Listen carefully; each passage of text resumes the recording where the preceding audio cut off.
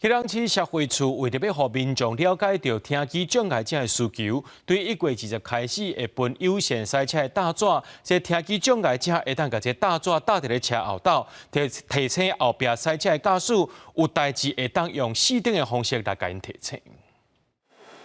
大纸顶悬印鱼仔，阁有请四顶提醒的标语，听机障碍者甲搭伫汽机车后壁，目的是想要提醒一般塞车的民众，阁有救护车、消防车，饲喇叭因是听袂到的。过去听机障碍者直接发生，唔知后壁有状况，也惊因为安尼造成误会。警察有没有？消防队啊，他们很快啊，或者是那个救护车有没有？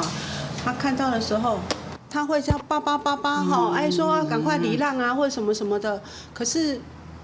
他听不到。目前基隆市听机障碍者大约有3000人，这个大纸是基隆市社会处看到听机障碍者的生活需求，特别做来提供给因的。听机障碍者知影了后，感觉真大心，也热情分享家己安怎甲大纸搭伫机车顶悬。假如贴在那个欧多拜的后面啊，太大了，所以他就想说啊，把它减小一点，然后再来贴这样。针对大纸伤大张，对骑欧多拜的听机障碍者较无方便。 基隆市社会处也表示，未来会搁再研议发行欧多拜的版本，互无共需求的听机障碍者拢通安心塞车骑车。针对机车主的部分，相关车子的设计啊、尺寸是后续机师府这边会在研议来提供另外一个版本，或是透过其他宣导的方式来加强用户人去对于听语障者的需求的了解。 目前全台有发这款大纸的县市有基隆、台北、新北、台南、苗栗、云林这6个县市。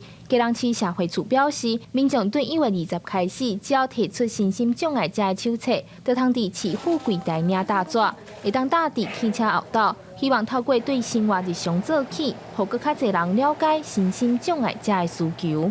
记者张家佳、谢桂林基隆报道。